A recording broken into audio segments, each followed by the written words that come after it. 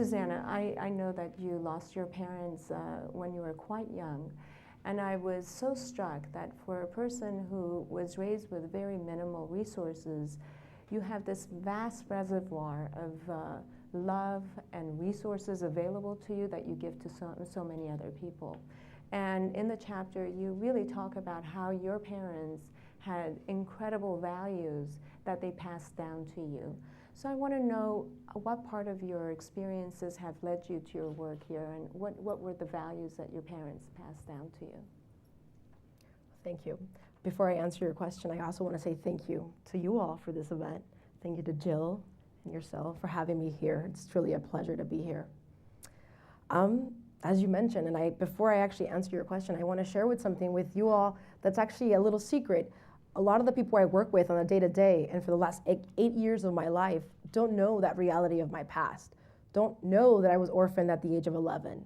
And the reason I don't share that is because I've always felt there's no reason to share that story. That's my story.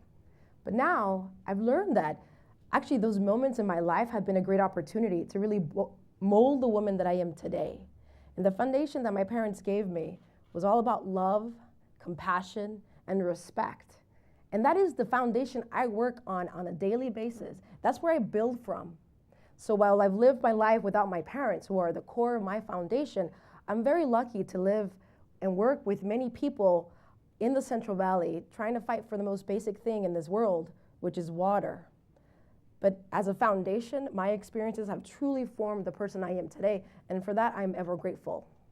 So you also talk about the fact in the chapter that there are 2 Californias. Could you talk about that a little bit and then segue into what your nonprofit does and its mission? Yes, I think in California, in this state where we're at today, we have 2 different Californias.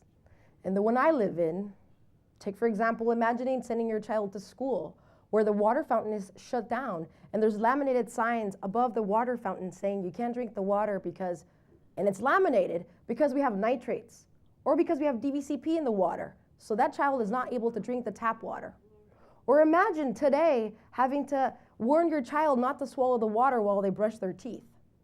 That is a reality that many families live today in California. That is a different reality from what we would think of as a state of California.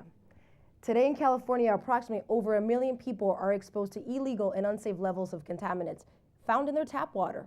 And the vast majority of these contaminants are where I live, in the San Joaquin Valley. If you were just to look at the water rates in the state of California, you would think that all the rich people live in the Central Valley. But that's not the case. The reality is, it is our hardworking families, our farm worker families, are having to pay twice for water. For a water bill, in addition to that, they have to buy bottled water just to have safe drinking water at home. For many, that's 10% of their household income alone. In addition to having to pay a high price for water, they're exposed to this contaminant that can cause cancer and all kinds of diseases. So not only are we exposed in our home, but also our schools in California. And that's the reality that we need to share with you all, to realize that in California, we need to ensure that every Californian, wherever you live, should not fear filling up a glass of water from the tap because you're going to get sick. And that's the reality that we have today. So Community Water Center, that's why we're here. The reason being that we founded Community Water Center 6 years ago was because of this nasty secret that California hides. We like to say that clean water will flow towards money and power. And that is the reality. So Community Water Center, our mission is to be a catalyst for community-driven water solutions through advocacy, education in the Central Valley. And it's key to say community-driven. We have to ensure that what we pass forward is actually driven by the need, because then it will be implemented. And our vision at the end of the day for this nonprofit is to ensure that everyone has safe drinking water and to remind ourselves as human beings that without safe drinking water, we cannot survive. We're not talking about a cell phone or a car. We're talking about basic necessities. And that's the reason our nonprofit works on a day-to-day. And it's truly a privilege to do what I do.